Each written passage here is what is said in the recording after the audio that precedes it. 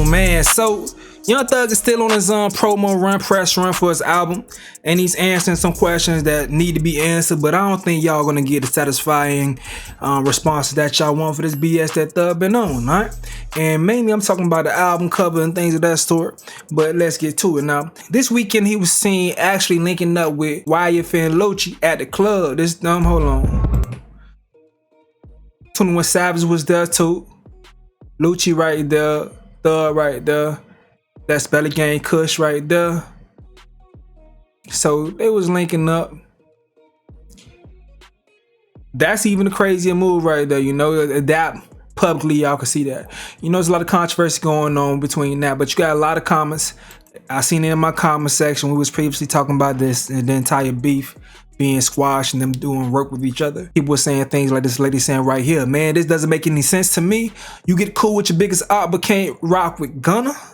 So people saying things like that. Now, Thug did an interview with Loon on his Up There podcast, and he spoke about where he's standing with Gunna, all right? And it's pretty interesting to hear, but it sounds really familiar, all right? Sounds like what he was saying about Rich Homie Quan. Rest in peace, Rich Homie Quan. I think I'm just in the unpacking phase. It ain't even about like not with you or nothing like that, because I want him to, like, even if he watching these interviews, I want him to just understand why I feel like it shouldn't happen again, because I'm not gonna be able to look at you the same, right? No matter what. We can go get a tree and all together. I'm still not gonna be able to look at you the way I looked at you before we went to jail.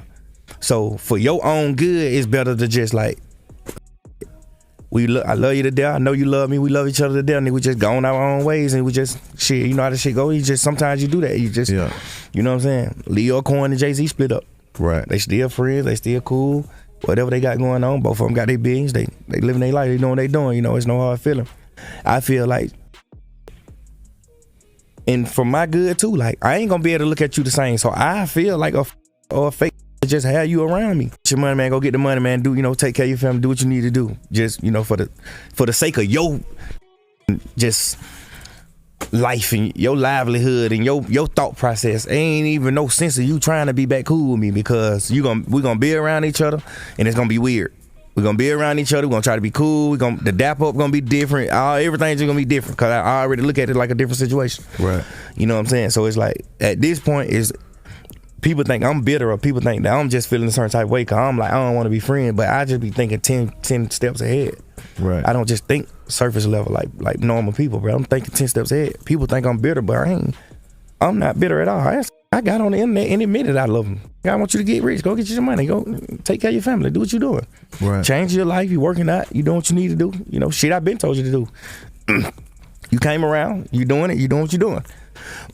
I ain't mad. I ain't hating at all. Alright, so like I said, man, it sounds like that Rich Homie Quan situation. But do y'all think Thug being sincere right here when he talk about that shit, dog? Let's look at some reactions though. Dude says Young Thug when he's in his bed thinking about Gunna.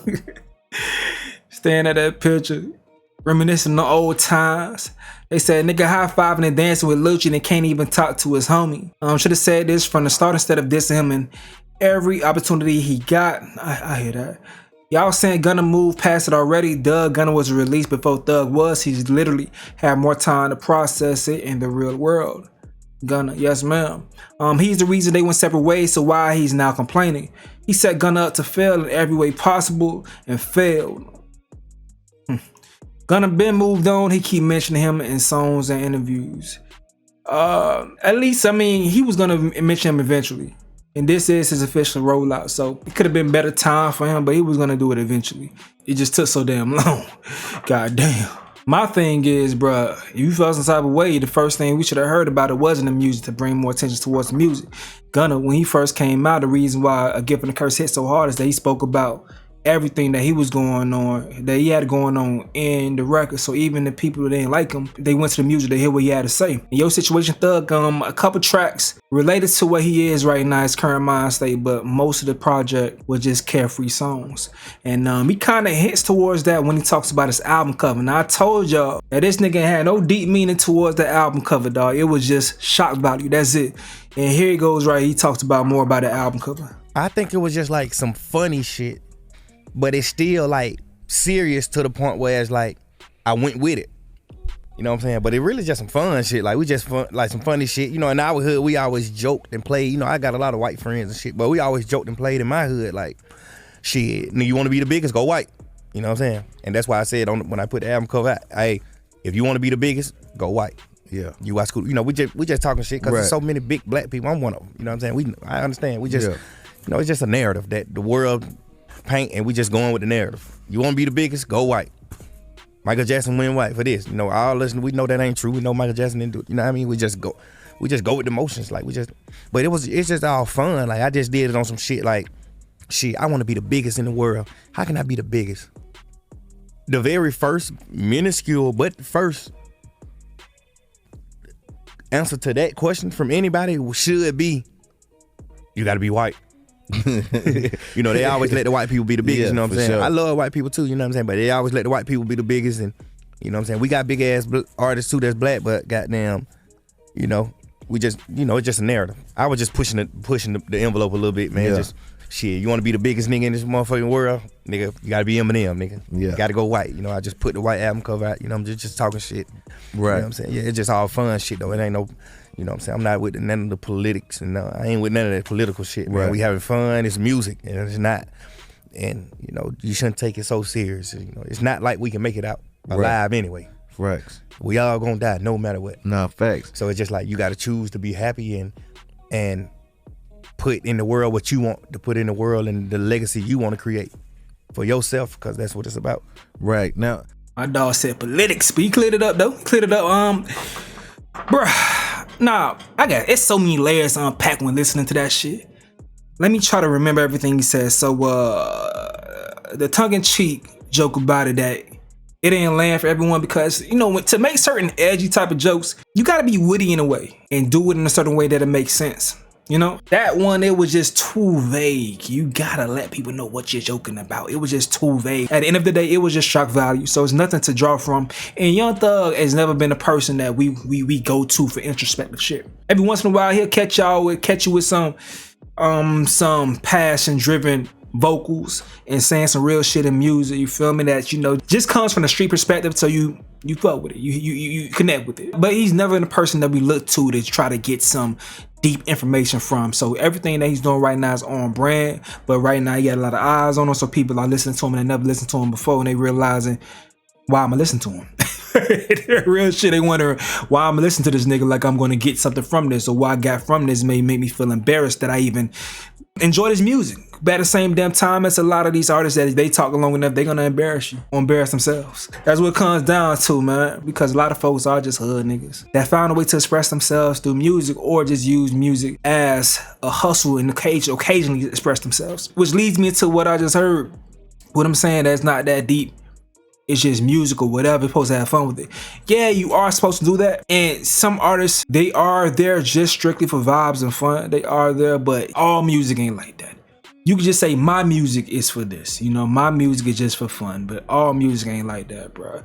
Music does uplift. Music does help people push through tough times or find relatable situations. Music is used to be a timestamp in the world to reflect on current events or social status or the social climate. So music is used for so many different things, bro. Just because you doing one thing, you can't dumb down the entire art form to just that. You can say specifically what you here for.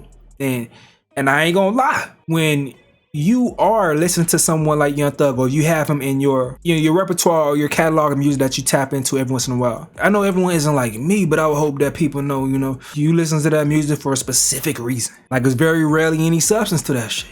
You feel me? So I'm just saying to say, with him saying shit like that, I'm not surprised, but I'm not gonna be a liar and just shit on his existence as an artist. I just look at him for who he is.